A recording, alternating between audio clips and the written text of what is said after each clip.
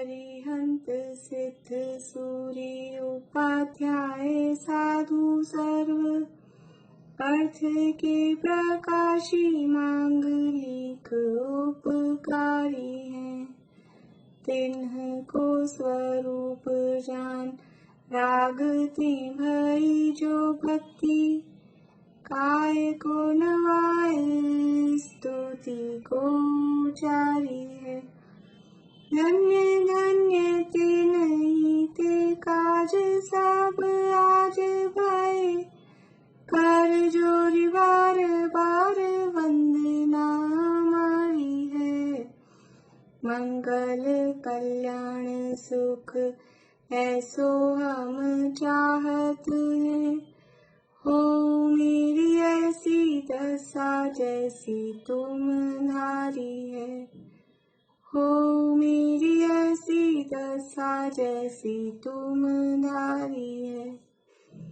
मंगलमय मंगल करण वीत राग विज्ञान नमो ताई जाते भई अरहंतादि महान। करि मंगल करियो महा ग्रंथ करण को काज। जाते मिले समाज सब पावे निज पद राज। इस भव तरु का मूल एक जानहु मिथ्या भाव। ताको करि निर्मूल अब करिए मोक्ष उपाय। करिए मोक्ष उपाय। मोक्षा प्रकाशक में 7वां अधिकार अपना चल रहा है। प्रश्न देखें आप लोगों ने आगे। प्रश्न नंबर 26 से करना है ना, 4-5 ही है। 26 नंबर का प्रश्न है।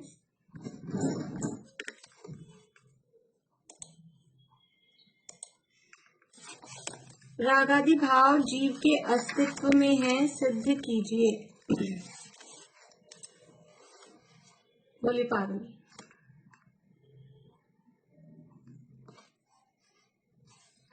रागादि भाव जीव के अस्तित्व में इसके निम्न कारण।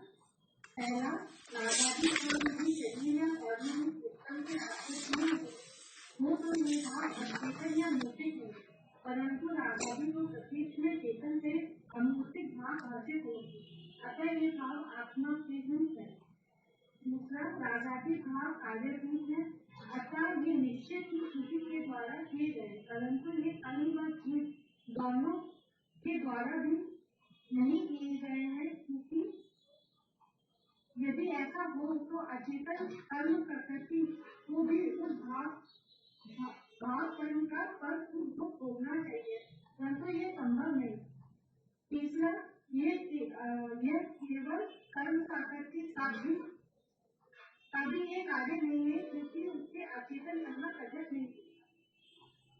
अतः रागादि का जीव ही करता है और रागादि जीव ही का कर्म है, क्योंकि भाव कर्म में चेतन का अनुसारित है तथा चेतन बिना नहीं है। इस प्रकार रागादि भाव जीव के अस्तित्व नहीं है। बढ़िया, बहुत अच्छा। और कुछ अलग लिखा है किसी ने? बढ़िया। रागादि भाव जीव और कर्म दोनों का कर्तव्य नहीं है, क्यों? बोलिए सुनीता आंटी। रागादि भाव जीव और कर्म प्रकृति दोनों का भी कर्तव्य नहीं है, क्योंकि ऐसा हो तो अचेतन कर्म प्रकृति को भी उस भाव कर्म का फल और सुख दुख का भोगना होगा, तो असंभव है। हाँ, बढ़िया। अकेली कर्म प्रकृति का भी यह कर्तव्य क्यों नहीं है? निशांति। अकेले कर्म प्रकृति का भी यह कर्तव्य इसलिए नहीं है क्योंकि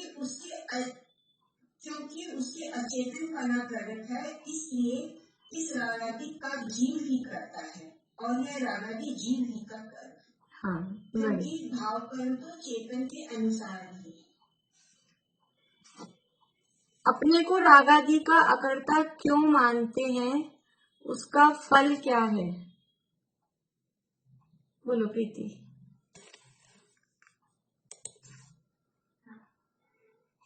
अपने को रागादि भावों का अकर्ता मानते हैं क्योंकि वह खुद निरुद्यमी होकर प्रमादी रहना चाहते हैं, इसलिए खुद कर्ता होते हुए भी कर्म को ही दोष ठहराते हैं। तो ऐसे शुद्ध ज्ञान से अंध बुद्धि होते हुए मोह नदी के कारण नहीं उतरते हैं। बहुत बढ़िया। ये क्यों कर्ता ठहरा रहे हैं? क्योंकि खुद को तो निरुद्यमी होकर प्रमादी रहना है, इसलिए कर्म का दोष ठहराते हैं।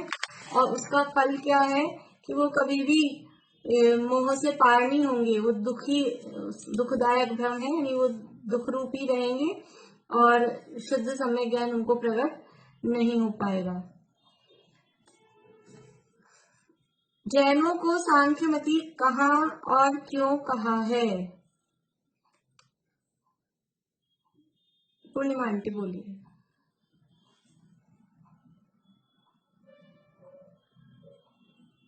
जैनों को समय साथ विशुद्ध अधिकार में सांख्यमति कहा गया है और वो आत्मा को अकर्ता मानता है और ये कहता है कि कर्म ही जगाते सुनाते हैं, अर्थात कर्म से हिंसा है, देख कर्म से अधर्म है, इसलिए कर्म ही करता है।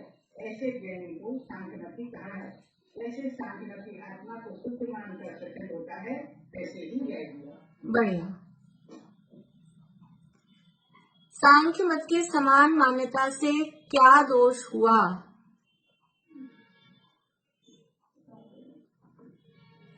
बेला भाभी।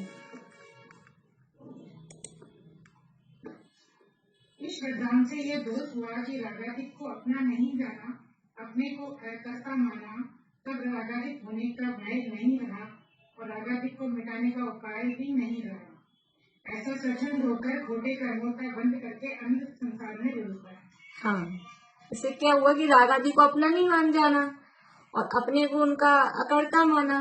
तब राग हो रहे हैं और राग को मिटाना है, राग होने का डर नहीं रहा और राग को मिटाने का उपाय नहीं रहा।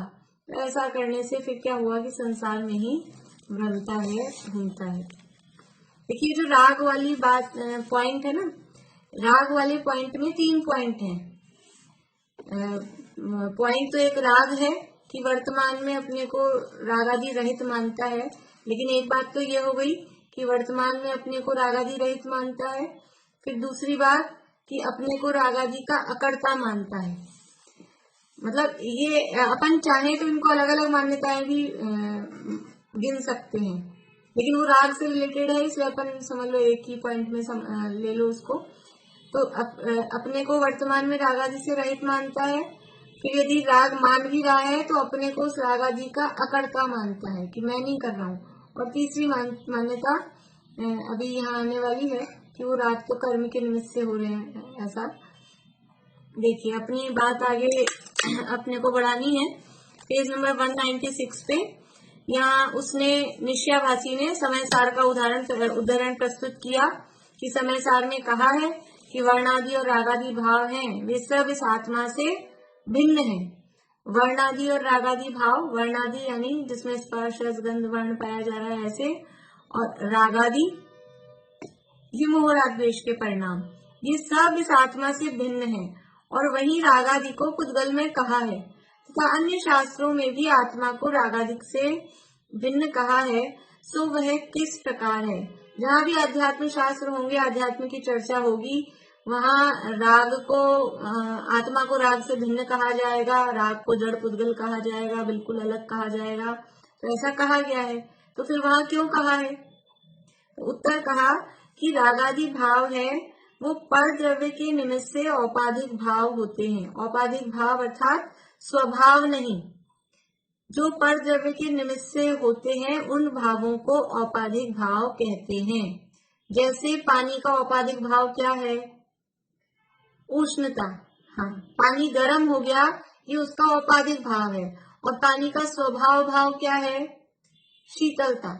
शीतलता वो उसका स्वभाव भाव है और उष्णता वो उसका औपाधिक भाव है। तो जो पर निमित्त से होते हैं वो औपाधिक भाव कहलाते हैं और ये रागादि भाव है ये पर द्रव्य के निमित्त से हो रहे हैं। ये ऐसे अपने आप नहीं होते कि जीव है और अपने आप उसमें हो गए। ये तो पर द्रव्य के निमित्त से, कर्मादि के निमित्त से जीव में ये भाव होते।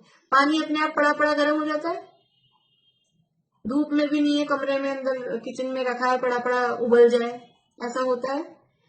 कहीं इतनी गर्मी हो कि वो बाहर की दीवारें भी इतनी गर्म हो जाए कि वो अंदर पड़ा हुआ पानी भी गर्म हो जाए, तो भी वो गर्मी का निमित्त, वो सूर्य का निमित्त है उसमें। ऐसा नहीं कि बिना रात है, सूर्य भी नहीं है और फिर भी वो पानी उबल जाए पड़ा पड़ा, ऐसा नहीं होगा।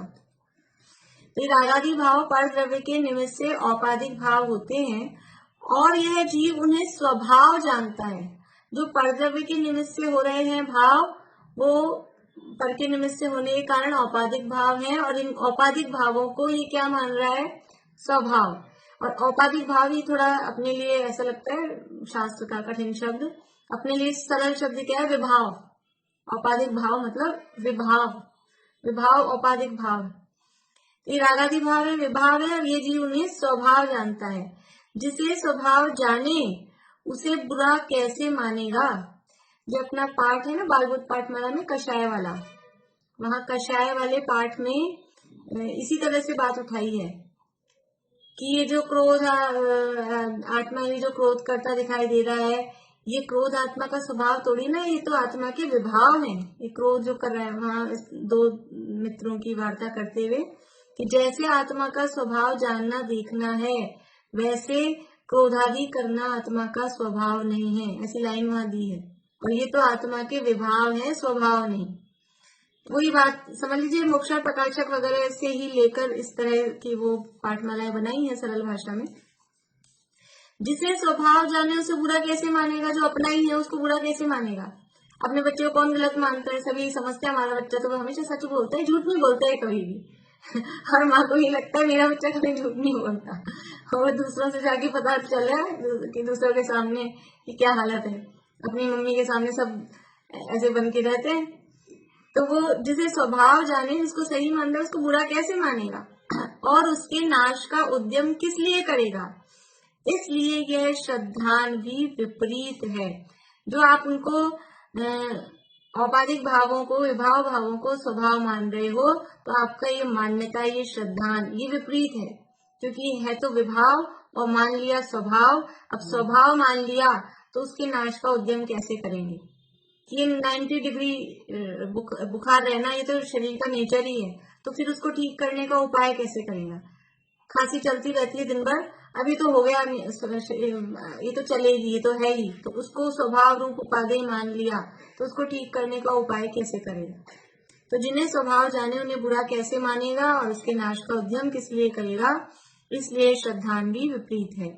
उसे छुड़ाने के लिए जो रागादि को अपना स्वभाव मान के बैठ गया, अब रागादि का नाश करने का उपाय नहीं कर रहा, उसे छुड़ाने के लिए स्वभाव की अपेक्षा रागादि को भिन्न कहा है। ये उसकी मान्यता छुड़ाने के लिए, इसने बिल्कुल उल्टा मान लिया, जो विभाव थे उन्हें स्वभाव मान लिया और अब उसको नाश ही नहीं करना चाह रहा है, तो कह रहे हैं कि ये आत्मा की नहीं, आत्मा से भिन्न है, इसलिए उन्हें आत्मा से भिन्न कहा है। और निमित्त की मुख्यता से पुद्गल में कहा है। निमित्त की मुख्यता से अर्थात जिसके तरफ से होते हैं, जिसके आश्रय से होते हैं, जिस निमित्त से होते हैं, तो ये पुद्गल के निमित्त से हो रहे हैं। कर्म भी पुद्गल है और बाकी सामने जो भी पदार्थ है वो भी जड़ चेतन पुद्गल है। तो निमित्त की मुख्यता से उसे पुद्गल में कहा है। ये क्यों कहा? कि जो ऐसा मान रहा है, विभाव को ही स्वभाव मान रहा है, उसे ये विभाव, ये मान्यता छुड़ाने के लिए, ये स्वभाव नहीं है, ऐसा समझाने के लिए उसको कहीं अपने नहीं है, ये अलग है, ये आत्मा से भिन्न है, बिल्कुल भिन्न है, ऐसा बताएंगे। उदाहरण दे रहे हैं, जैसे वैद्य रोग मिटाना चाहता है। वैद्य का उद्देश्य क्या है? कोई रोगी गया तो उसका उद्देश्य क्या है? कि इसका रोग ठीक करना, तो रोग मिटाना चाहता है। यदि शीत की अधिकता देखता है तब उष्ण औषधि बतलाता है, और यदि आताप की अधिकता देखता है तब शीतल औषधि बतलाता है। वैद्य जी के पास गए दो लोग, एक को हाई बीपी है, एक को लो बीपी है। तो एक को कहेंगे नमक घोल घोल के, चीनी घोल घोल के पियो, और एक के हाई बीपी है, लो बीपी वाले को नमक घोल के पीने को कहेंगे, और हाई बीपी वाले को नमक बंद कर दो, आटे में भी डालना बंद कर दो, बिल्कुल नमक बंद कर दो। तो ये तो वैद्य जी बहुत पक्षपात करते हैं, एक को कहते हैं नमक खाओ और एक को कहते हैं नमक मत खाओ। एक के बहुत तेज बुखार हो रहा है तो उसका खाना पीना बंद कर देंगे, हलवा हलवा बिल्कुल घी चिकना ही नहीं, और एक के कमजोरी आ रही है, बुखार उखार कुछ नहीं है लेकिन वैसे कमजोरी आ रही है, तो इनको जरा हलवा हलवा बना के खिलाओ, इनको जरा लड्डू बना के खिलाओ, ताकत आए, दाल में ऊपर से भर भर के चम्मच घी डाल डाल के पियो, उनको ऐसा उपदेश देंगे। अब जिनको वो हलवा खाने का रस है, उसको लगता है कि ये क्या कह रहे हैं, ये कैसा उपदेश दे रहे हैं, तो जिसको जो बीमारी है उसको उसके हिसाब से इलाज बताया जाएगा, जैसी बीमारी है उस हिसाब से इलाज बताया जाएगा।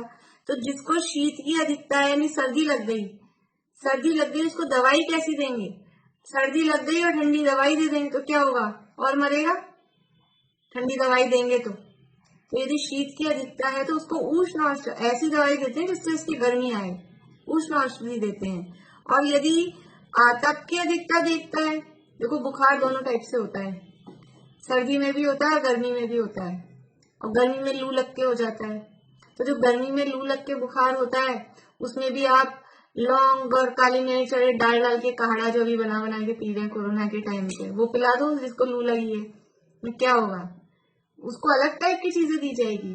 बुखार कैसे हुआ है, डॉक्टर के पास जाओ तो, और चाहे वैद्य जी के पास जाओ, होम्योपैथिक वालों के पास जाओ, इतने सवाल करते हैं, कैसे हुआ, क्यों हुआ, ठंड लग रही थी तो कितनी रजाई ओढ़ी, ऐसे पूछते हैं, कितनी ठंड लगी, ठंड लगी, एक रजाई ओढ़ी, दो रजाई ओढ़ी, तीन रजाई ओढ़ी, उससे वो निर्णय करते हैं। तो जैसी आपकी बीमारी है उसके हिसाब से फिर वो दवाई देंगे।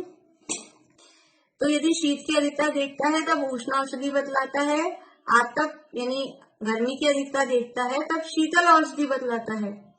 उसी प्रकार श्री गुरु रागादि छुड़ाना चाहते हैं, वो वैद्य जी तो रोग ठीक करना चाह रहे थे, और यहाँ क्या रोग है, यहाँ ये मोह राग द्वेष का रोग लगा है, ये राग द्वेष का रोग है, तो ये रागादि छुड़ाना चाहते हैं।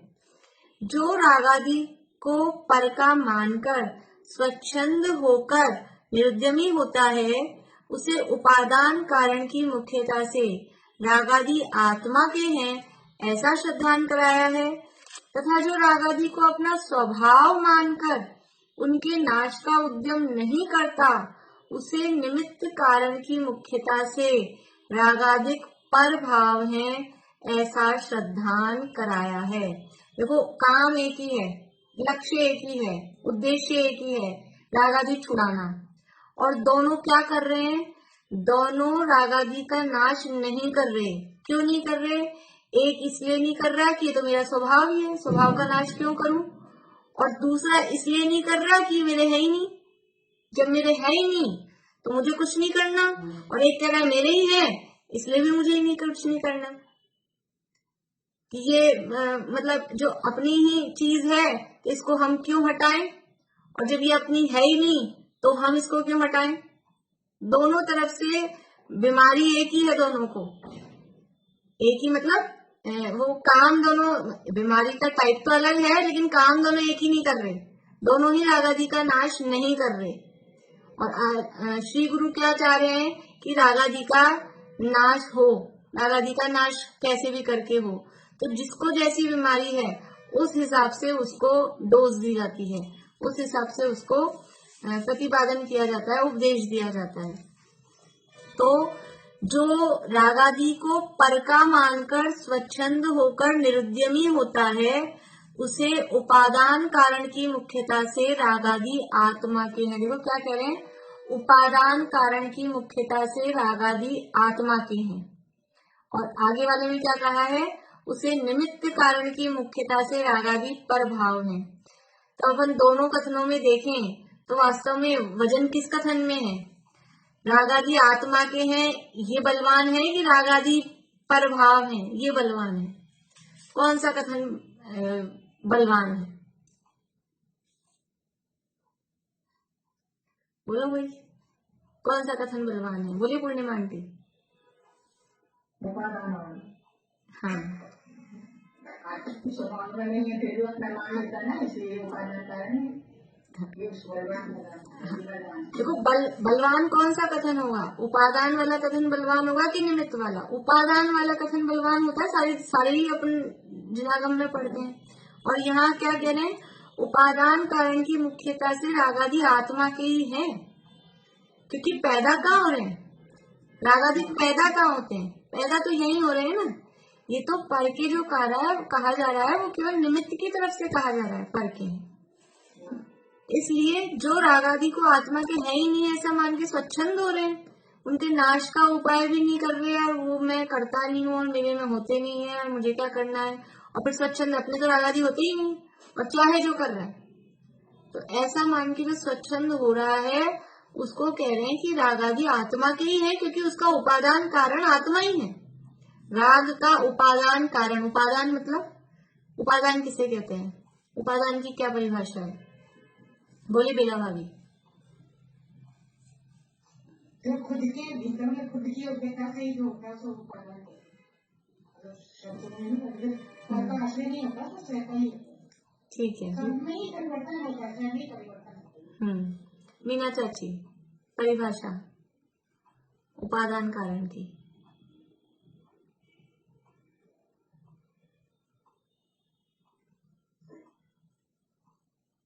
जिसको किसी कार्य की वो नहीं होती, मतलब नहीं, चलिए निशा आंटी बोलिए। कार्य का जो स्वयं करता होता वही उसका उपादान। कार्य का करता अभी भी परिभाषा नहीं आई अभी भी, मतलब बात तो सही है, वो कोई बात नहीं है। परिभाषा कौन बोलेंगे? प्रीति बोलो। हाँ, जो पदार्थ स्वयं कार्य रूप परिणमित होता है उसे उपादान कारण कहते हैं। यह कार्य क्या है? कार्य है रागादि। पीछे कहा था ना रागादि एक कार्य है, तो कार्य है रागादि। अब इस रागादि रूप कौन परिणमित हो रहा है? ये रागादि रूप जीव परिणमित हो रहा है, कर्म रागादि रूप नहीं परिणमित होते हैं। कर्म तो निमित्त है, पर वो जीव स्वयं रागादि रूप परिणमित हो रहा है। जो पदार्थ स्वयं कार्य रूप परिणमित होता है उसे उपादान कारण कहते हैं। जैसे मिट्टी स्वयं घड़े रूप परिणमित होती है, तो उस घड़े का उपादान कारण मिट्टी है। कुम्हार घड़े रूप नहीं परिणमित होता है, उसका चाक, उसकी कीली, उसका डंडा, वो सब तो अलग रहते हैं, वो घड़े रूप नहीं बन जाते हैं। लेकिन वो मिट्टी है, वो अपनी अवस्था चेंज करती करती करती और घड़े रूप हो जाती है। तो जो पदार्थ स्वयं कार्य रूप परिणमित होता है उसे उपादान कारण कहते हैं। तो ये रागादि रूप जो कार्य है, इस रागादि रूप कौन परिणमित हो रहा है? इस रागादि रूप जीव परिणमित होता है। कोई परद्रव्य, कोई कर्म, ये रागादि रूप परिणमित नहीं होते। इसलिए उपादान कारण की मुख्यता से रागादि आत्मा के ही हैं। वास्तविकता उपादान की तरफ से देखा जाए तो यही है। फिर शास्त्रों में वो क्यों कहा कि रागादि पर के हैं? कि वो जो आत्मा के हैं ऐसा मान के वो उनको अपना स्वभाव ही मान लेते हैं। तो स्वभाव मान लेते हैं, इसलिए हमें तो जैसे तैसे करके राग छुड़ाना है, एक काम है। चाहे निमित्त की कथन की मुख्यता से छोड़े, चाहे उपादान करके कथन की मुख्यता से छोड़े। तो जब जीव उसको अपना स्वभाव मान लेता है तो निमित्त का कथन मुख्य करते हैं कि आत्मा में भले ही हो रहे हैं लेकिन आत्मा के स्वभाव नहीं है, तो कर्म के निमित्त से हुए हैं, इसलिए कर्म के ही है, ये तो जड़ ही है, पुद्गल ही है, आत्मा का स्वभाव नहीं है, तब वो बात कहते हैं। लेकिन जो ऐसा मान के उसको सर्वथा ही आत्मा से भिन्न मान लेता है, आत्मा में हो ही नहीं रहे ऐसा मानता है, तो उसको फिर उपादान की मुख्यता वाला कथन बताते हैं। तो अभी यहाँ उसकी समस्या क्या है कि वो स्वच्छंद हो रहा है, आत्मा में मान ही नहीं रहा है, निमित्त की मुख्यता वाला कथन हाईलाइट कर रहा है। इसलिए यहाँ ये कहा कि रागादि आत्मा के ही है, आत्मा में ही उत्पन्न हो रहे हैं। देखिए फिर से, उसी प्रकार श्री गुरु रागादि छुड़ाना चाहते हैं। जो रागादि को पर का मानकर स्वच्छंद होकर निरुद्यमी होता है उसे उपादान कारण की मुख्यता से रागादिक आत्मा के हैं ऐसा श्रद्धान कराया है। तथा जो रागादि को अपना स्वभाव मानकर उनके नाश का उद्यम नहीं करता, उसे निमित्त कारण की मुख्यता से रागादि पर भाव है, ऐसा श्रद्धान कराया है। ये तो अभी आपसे पूछा जाए, ये प्रकरण नहीं चल रहा हो, रागादि आत्मा के हैं कि कर्म के हैं, क्या जवाब होगा, क्या कहेंगे हम कि हम या तो वो सामने वाला किस अपेक्षा उसके माइंड में क्या है, या तो हमको उसकी अपेक्षा ख्याल में रखनी पड़ेगी, नहीं तो फिर ये दोनों बातें हमारे ख्याल में होंगी कि निमित्त की तरह रागादि कर्म के निमित्त से आत्मा में होते हैं। एक वाक्य, रागादि कर्म के निमित्त से आत्मा में होते हैं, तो निमित्त भी हो गया और कहाँ हो रहे हैं, उपादान में। लेकिन वो निमित्त से हो रहे हैं इसलिए स्वभाव भाव नहीं है, क्योंकि निमित्त से हो रहे हैं ना, कर्म के निमित्त से, इसलिए वो आत्मा का स्वभाव नहीं है, विभाव है। और विभाव है इसलिए वो, देखो रागादि के साथ, रागादि जो है, रागादि के साथ आत्मा का कौन सा संबंध है, रागादि के साथ आत्मा का कौन सा संबंध है, बोलिए पूर्णिमा आंटी।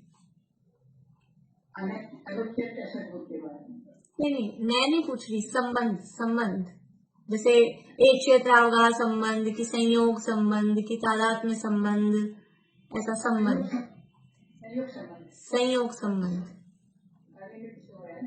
और कोई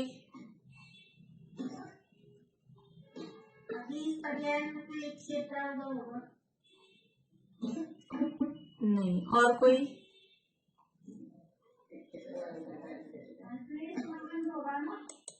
संश्लेष और एक क्षेत्र तो एक सही हो गया करीब करीब। चलिए संबंध हो गया, अभी निमित्त नैतिक की बात नहीं, अभी मैं आपको नाम दे रही हूँ, ऑप्शन दे रही हूँ, ठीक है। संयोग संबंध, एक क्षेत्रावगाह संबंध, तादात्म्य संबंध। अब दो तो निकल ही चुके हैं। तादात्म्य संबंध, देखो संयोग संबंध, संयोग तो इसका है, ये घड़ी पहन रखी ना, ये घड़ी का संयोग है। संयोग तो बाहरी वस्तुओं का होता है, रागादि संयोग नहीं है, रागादि संयोगी भाव है। संयोग में और संयोगी भाव में अंतर है। ये सारे हमारे संयोग है, स्त्री पुत्र मकान दुकान जायदाद, ये सब है संयोग। और मोह राग द्वेष है, ये संयोगी भाव है, ये संयोग नहीं है। संयोग के साथ में हमारा दूर का संबंध हो, कि शरीर का भी संयोग है, तो शरीर के साथ में हमारा संश्लेष संबंध है कि एक क्षेत्रावगाह संबंध है, वो अलग संबंध है। और जो बाहरी चीजें हैं उनके साथ संयोग संबंध है, वो अलग है। लेकिन रागादि है वो आत्मा में हो रहे हैं, उनके साथ तादात्म्य। लेकिन रुकिए, तादात्म्य संबंध दो प्रकार का, एक नित्य तादात्म्य और एक अनित्य तादात्म्य। अभी मैंने आपको ऑप्शन ज्यादा नहीं दिए थे, वो तादात्म्य ही शब्द दिया। तादात्म्य संबंध दो, तादात्म्य मतलब उस रूप, तादात्म्य समझ में आ रहा है पारुल? तादात्म्य संबंध मतलब क्या, तादात तत् आत्म, उस रूप जो हुआ। जैसे अभी अपन ने उपादान की परिभाषा देखी ना, कि जो पदार्थ स्वयं कार्य रूप परिणमित हुआ वो उपादान, ऐसे ही तादात्म्य मतलब उस रूप जो हुआ वो तादात्म्य। तो ये रागादि भाव आत्मा अलग, जैसे ये है, ये रबड़ का संयोग हुआ है, लेकिन ये रबड़ मुझ रूप नहीं हुआ, ये अलग है, मैं अलग हूं, ये अपना संयोग हुआ। शरीर और आत्मा का संबंध हुआ। आवाज आ रही है आप लोगों को? शरीर और आत्मा का संबंध हुआ, लेकिन शरीर आत्मा रूप नहीं हुआ, आत्मा शरीर रूप नहीं हुआ। वो एक क्षेत्रावगाह रूप रहा, संश्लेष रूप रहा, लेकिन उसमें तादात्म्य नहीं हुआ किसी भी रूप में। लेकिन रागादि का आत्मा के साथ में तादात्म्य है। कौन सा तादात्म्य है? अनित्य तादात्म्य। एक द्रव्य का अपने गुण और अपनी पर्यायों के साथ में तादात्म्य संबंध होता है। तो जो गुण है, हाँ मुझे लग रहा है ये कंप्लेन तो करा रखी हो, ठीक। हाँ रुकिए, मैं वो मेरा डाटा चलाती हूँ।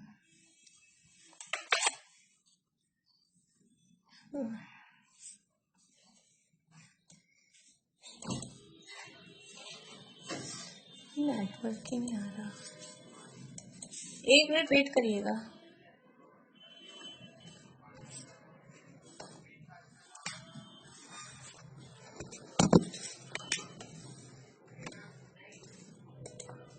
अब आ रही है आवाज? अब आ गई? तो जो द्रव्य है, द्रव्य का फिर अटक गया, आ रही है? हाँ, फिर से देखिए, तादात्म्य संबंध का मतलब है कि उस द्रव्य के रूप, उस रूप जो हुआ वो तद आत्म, आत्म मतलब उस, जैसे बोलते हैं अपन एक में एक हो गया, चूरमा बनाते हैं तो बिल्कुल वो एक में एक हो जाता है, कहाँ बूरा है कहाँ वो हमने जो आटा सेक के मिलाया है। हाँ, क्रोध रूप हो जाता है। जब क्रोध आया तो बिल्कुल ऐसा, बिल्कुल वो क्रोधी हो जाता है, उसको बोलते क्रोध से तन्मय हुआ, तो वो क्रोधी तन्मय बोल सकते हैं, तन्मय वो तादात्म्य। तो द्रव्य का अपने गुणों के साथ में और पर्यायों के साथ में तादात्म्य संबंध है। तो गुणों के साथ में तो होता है नित्य तादात्म्य। तादात्म्य संबंध दो प्रकार का, तादात्म्य संबंध दो प्रकार का, एक नित्य तादात्म्य, एक अनित्य तादात्म्य। तो गुणों के साथ में तो नित्य तादात्म्य, गुणों के साथ में तो गुण तो हमेशा उस रूप, द्रव्य हमेशा अपने गुणों के रूप और गुण हमेशा द्रव्य के रूप हमेशा रहते हैं, वो कहलाता है नित्य तादात्म्य। लेकिन जो पर्याय हैं, पर्यायों के साथ में होता है अनित्य तादात्म्य संबंध। गुणों के साथ में नित्य तादात्म्य संबंध और पर्यायों के साथ में अनित्य तादात्म्य संबंध। अभी रागादि क्या है, पीछे पढ़ा था, रागादि एक कार्य है, कार्य मतलब पर्याय है, पर्याय है और वो भी विभाव रूप पर्याय है, विभाव रूप पर्याय है। इसलिए इस रागादि के साथ में जीव का अनित्य तादात्म्य संबंध है। अनित्य तादात्म्य मतलब अभी एक में एक तो दिख रहा है लेकिन हमेशा नहीं रहने वाला है। कोई भी पर्याय, वो पर्याय क्योंकि एक ही समय की होती है, भले ही वो एक एक समय करती करती करती करती शादी अनंत काल तक चलती रहे, लेकिन पर्याय एक ही समय की होती है। इसलिए पर्याय के साथ में अनित्य तादात्म्य संबंध और गुणों के साथ में नित्य तादात्म्य संबंध। और ये तो विभाव है, विभाव का सदा सद्भाव नहीं रहता। देखिए, एक सूक्ति वाक्य होते हैं इस तरह के, स्वभाव का कभी अभाव नहीं होता और विभाव का सदा सद्भाव नहीं रहता। फिर से, स्वभाव का कभी अभाव नहीं होता, स्वभाव का कभी अभाव नहीं होता और विभाव का सदा सद्भाव नहीं रहता। इससे दोनों संबंध पता लग रहे हैं। स्वभाव का कभी अभाव नहीं होता मतलब नित्य तादात्म्य संबंध है, हमेशा रहने वाला है, और विभाव का सदा सद्भाव नहीं रहता मतलब ये अनित्य तादात्म्य संबंध है। अभी दिखाई दे रहा है लेकिन हमेशा नहीं चलेगा।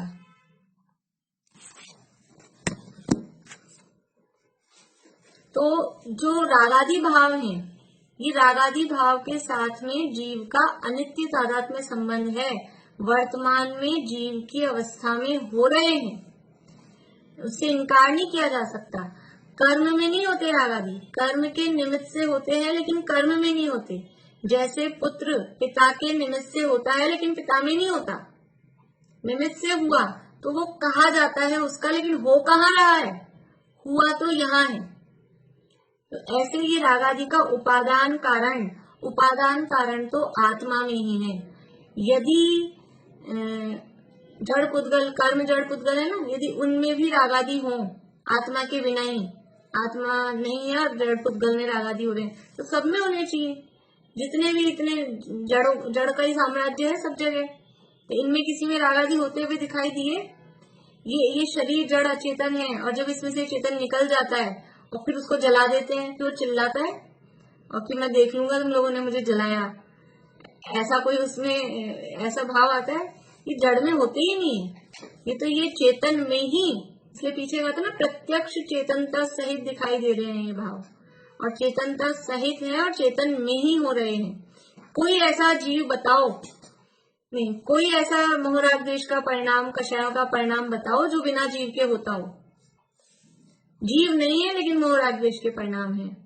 जीव तो दिखता है बिना मोह राग द्वेष के, ऐसा जीव बताओ जो मोह राग द्वेष के बिना हो, तो है ना। तारतम्यता से कम कम तो होते ही जा रहे हैं, और हमारे अनंत सिद्ध भगवान वो तो सर्वथा रहित ही है मोह राग द्वेष से। इसलिए जीव तो मोह राग द्वेष के बिना दिखता है, लेकिन मोह राग द्वेष बिना जीव के दिखते हैं क्या? ये नहीं दिखते, इसलिए जीव में ही होते हैं। और जीव इनके बिना दिख रहा है, इसका मतलब है कि वो हमेशा नहीं रहता है, इससे वो अनित्य तादाद में संबंध है, वो समझ में आता है। तो इस तरह से ये जो बीमारी क्या है, उसकी बीमारी ये है कि अभी वो रागादि को परका मानकर स्वच्छंद होकर निरुद्यमी हो रहा है, इसलिए उसे उपादान कारण की मुख्यता से रागादि आत्मा के हैं ऐसा श्रद्धान कराया है, तथा जो रागादि को अपना स्वभाव मानकर उसके नाम ये कहते हैं कि राग आत्मा में ही हो रहा है, आत्मा में ही हो रहा है, संबंध बता दिया आपने, वो भी तादाद में, तो फिर ठीक है अपने ही है, रखो। अपनी चीज को कैसे हम निकालेंगे, बाहर करेंगे, इसको रखो। तो कह रहे हैं कि अपने भले ही हैं, जैसे ऐसे होता है ना कभी कभी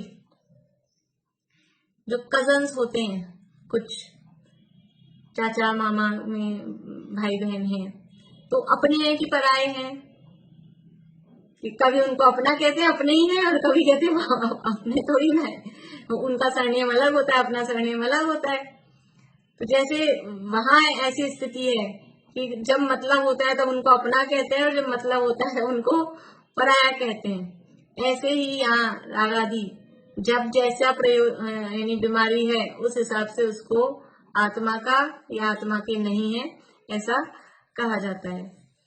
तो जो रागादि को अपना स्वभाव मानकर उनके नाश का उद्यम नहीं करता, उसे निमित्त कारण की मुख्यता से रागादिक पर भाव है ऐसा श्रद्धान कराया है। कहाँ कराया है? कहाँ कराया है? ये जिनवाणी में, जिनवाणी ने इस तरह का श्रद्धान कराया है। दोनों विपरीत श्रद्धानों से रहित होने पर सत्य श्रद्धान होगा, तब ऐसा मानेगा कि ये रागादि भाव आत्मा का स्वभाव तो नहीं है, कर्म के निमित्त से आत्मा के अस्तित्व में विभाव पर्याय रूप से उत्पन्न होते हैं। देखिए पूरी बात आ गई फिर से। ये दो विपरीत श्रद्धान थे कि एक तो बिल्कुल ही आत्मा का स्वभाव मान रहा है और एक बिल्कुल ही आत्मा से अलग मान रहा है। ऐसे दोनों विपरीत श्रद्धानों से रहित होने पर सत्य श्रद्धान होगा, जब सही बुद्धि सही हो जाएगी, दिमाग सही होगा, तब ऐसा मानेगा।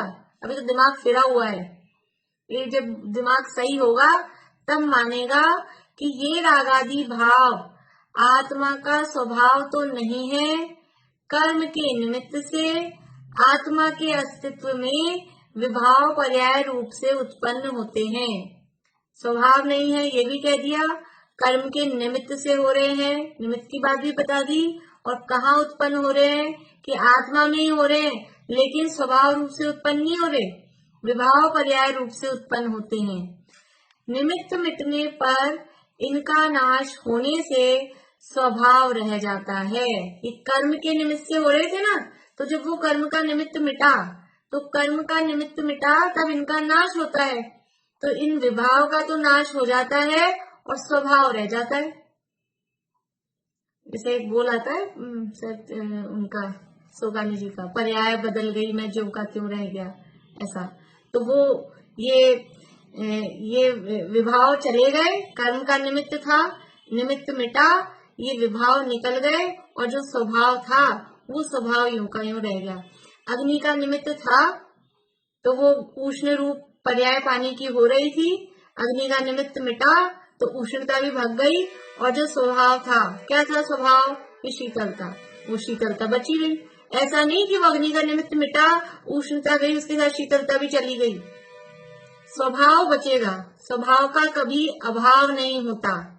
ये अभी हमने सूत्र पढ़ा ना, स्वभाव का कभी अभाव नहीं होता, और जो विभाव है वो सदा उसका सद्भाव नहीं रहता, ज्यादा लंबे समय तक टिकता नहीं है। झगड़ा कर लो, मनमुटाव कर लो, कभी कभी ऐसा दिखता है पूरी जिंदगी भर चला रखे हैं, लेकिन फिर भी वो जिंदगी कितनी सी है, ये जिंदगी कितनी सी, और आत्मा का जीवन कितना बड़ा है। तो ये विभाव भी सदा सद्भाव नहीं रहते, और वैसी उनकी वो जितनी यानी क्या कहें, जो उनकी मतलब तारतम्यता पड़ती है, जितना गहरा अभी क्रोध, अभी जितना तीव्रता से क्रोध आया, कि जितना तीव्र भी गुस्सा वो बैर का परिणाम आया, वो उतना तीव्र उस रूप में रहता भी नहीं है। इसलिए ये निमित्त मिटने पर इनका नाश होने से स्वभाव रह जाता है। इसलिए क्योंकि निमित्त मिटने से इनका नाश हो जाता है और स्वभाव तो बचा रहता है, इसलिए इनके नाश का उद्यम करना, क्योंकि वो इनके नाश का उद्यम नहीं कर रहा, स्वच्छंदी हो रहा है, प्रमादी हो रहा है। पीछे वाले पेज में कहा था ना लास्ट लाइन में, क्योंकि परंतु आपको निर्द्यमी होकर प्रमादी रहना है, उसको नाश ही नहीं करना, उसको तो बस बैठ जाओ, ठीक है, अपने कुछ करना ही नहीं है। तो इसलिए कह रहे हैं नाश का उद्यम करना, क्योंकि ये अलग हो जाते हैं, ये नष्ट होते हैं, अपने स्वभाव भी नहीं है, कर्म के निमित्त से हुए हैं। जैसे ही निमित्त मिटेगा तो ये नष्ट होंगे। इसलिए पुरुषार्थ पूर्वक, उद्यम पूर्वक, प्रयत्न पूर्वक इनके नाश का उपाय करना। ये यहाँ इन्होंने जवाब दिया, तो वो इसी जवाब से नया प्रश्न उठाता है। फिर से ये जवाब जो दिया, पीछे भी उन्होंने जो जवाब दिया था उसी से फिर समय सार का प्रमाण देके उसने प्रश्न उठाया। अभी यहाँ जो इन्होंने जवाब दिया है, तो अब यहाँ तो उसकी बोलती बंद हो गई इस मैटर में। तो अब वो नया प्रश्न इस बात से फिर आगे उठा रहा है, उसकी चर्चा अपन कल करेंगे। अभी की चर्चा को यहीं पूरा करते हैं। पर्याय की परिभाषा क्या होगी? पर्याय मतलब अवस्था है, गुणों के परिणमन को अथवा द्रव्य के परिणमन को, परिवर्तन को, अवस्था को पर्याय कहते हैं। गुणों के परिणमन को पर्याय कहते हैं। परिभाषा तो ये है, लेकिन गुणों का परिणमन मतलब उसका जो चेंजेस हो रहा है, जो बदलाव हो रहा है, तो वो द्रव्य में भी अथवा गुण में भी। गुणों का समूह ही द्रव्य है, तो वो द्रव्य का परिवर्तन कहो या गुणों का परिवर्तन कहो, वो पर्याय। और एक एक शब्द में कहें तो अवस्था, दशा, हालत, ये सब पर्याय के पर्यायवाची शब्द है। मुना अभी आप पेपर देंगे ना? अभी हाँ, मैं अभी लिंक दे, हाँ वो उनको कुछ अभी आप दे दीजिएगा, मैं अभी लिंक भेज दूंगी। वो ज्योति जी, हाँ हाँ, पर्सनल पे, हाँ। जिनवाणी स्तुति।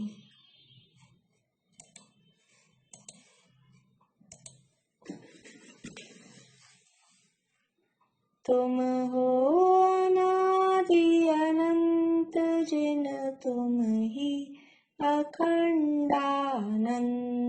हो।